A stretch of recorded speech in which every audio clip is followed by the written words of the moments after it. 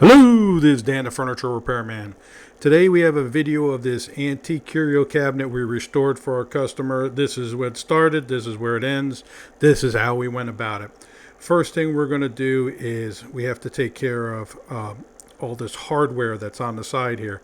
So we're just going to take a very flat knife, pry it off, and set it to the side, and we're not going to leave it in place while we refinish it. After that, we've decided to leave the glass in place and tape it off because of the way it was installed.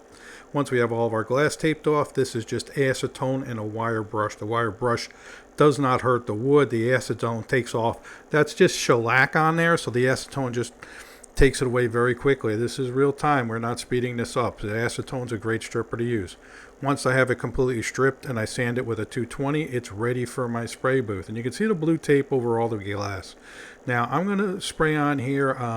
This is one of our shop helpers, and he's spraying on some nitrocellulose sanding sealer. So that's what we like to work with, is lacquer.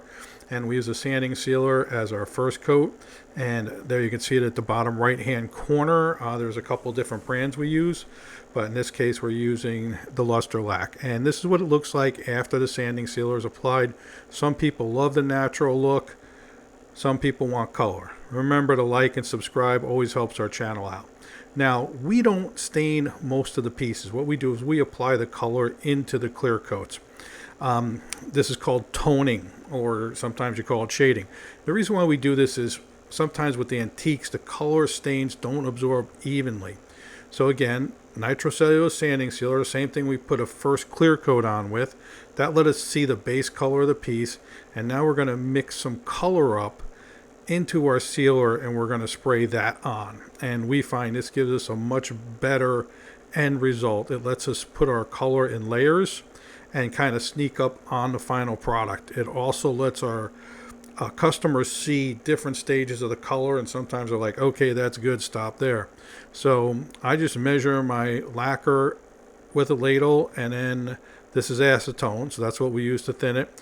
And we're going to use Transtint. Now, Transtint works well with lacquer, and I just use this little kind of plastic spoon here to measure it. And I'm going to just put in 2 spoons worth. So I have to kind of stir it so it all pulls off the spoon. And we're going to do 2 spoons worth. And I always recommend going lighter and maybe spraying it on a test piece and then seeing what you need.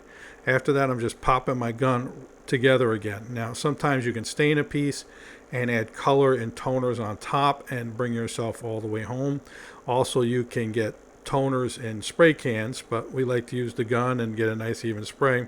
And there's my gun. It's prepped. Now, this is the color as it goes on, and you can see how big a difference it makes. Now, it's going to take us 2 or 3 coats, and we're going to switch from sanding sealer over to a clear lacquer varnish. On this, we put satin on it, but we're trying to give you a good look at the way I can just spray this. Now, there are some darker spots on here naturally, so what I'm going to do is make sure I put less color in those areas and let them blend in. So it's important not to overlap too much, or else you're going to create hot spots, is what they're called.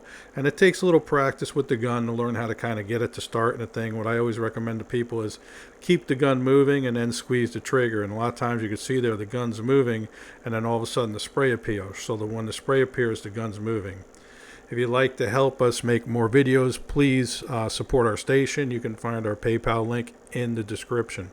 Now, hard places to spray. This is definitely a hard place to spray. And we're going to work these areas from 2 directions. We're going to work it from this side, and then we're going to spin it around, and we're going to work it from the other side.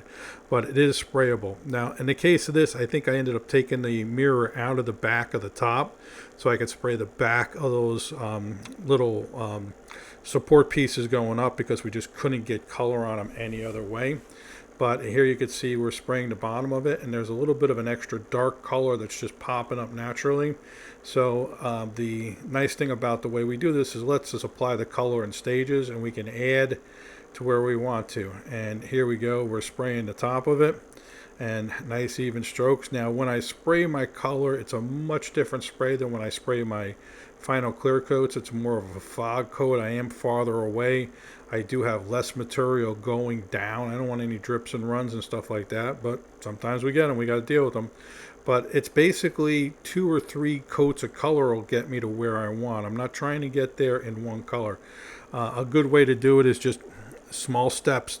Keep reducing the amount of color you need to put on, and then you'll get right to where you want to start. Now you can see here we're second coating again with color, and we're starting to get a little bit of a deep, rich tone there, and we're pretty happy with it. But even when the color looks good, it's still going to need a couple coats of clear to really make it even out and pop. So I always spray my clear coats on after I have my color adjusted, or some of my last clear coats are with a tiny bit of color. Now this is what it looks like with the color applied, and it doesn't look that good. It's kind of drab. But once I put my clear coats on, you can see how this just pops all the way back to life. This piece is ready to go back to our customer. This is Dan, the furniture repairman. Thank you all so much for watching. Remember, every time we restore a piece, it doesn't go in the landfill, and one less tree isn't cut down to make new ones. Thank you so much for watching. You all have a good day.